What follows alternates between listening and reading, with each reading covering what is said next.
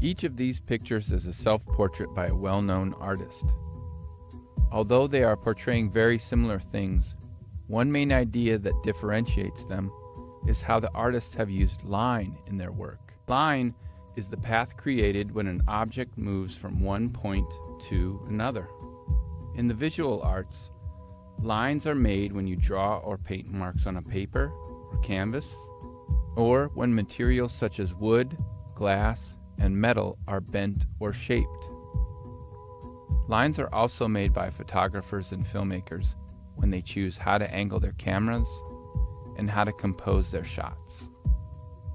Lines can be horizontal, vertical, or diagonal, straight, curved, or free form. They can be thick or thin, light or dark. Sometimes one line can be all of those things. Lines can be described in many ways: dashed, dotted, rough, smooth, zigzag, implied. What qualities do you see in these lines? How would you describe them? Every artist has a unique way of making lines. It's one way of expressing their individual style. This is a self-portrait by Jean-Michel Basquiat. His lines might be described as bold, jagged, almost messy at times. What do these lines make you think of?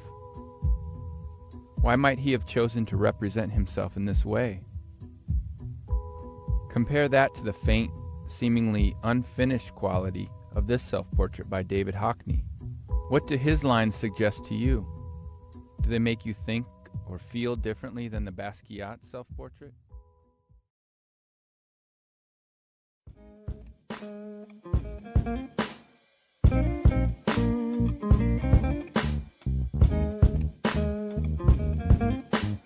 The word photograph comes from two Greek words that translate to light drawing.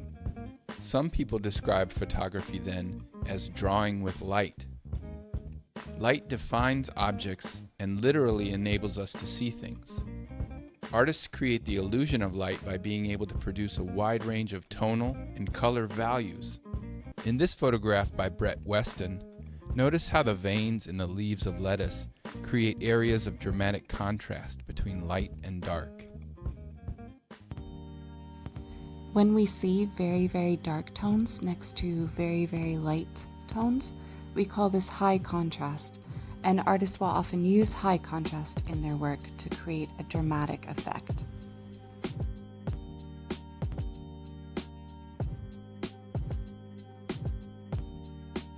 Artists may create an artwork that is low contrast on the other hand, and this helps to create a mood and atmosphere that is quiet and calm and still.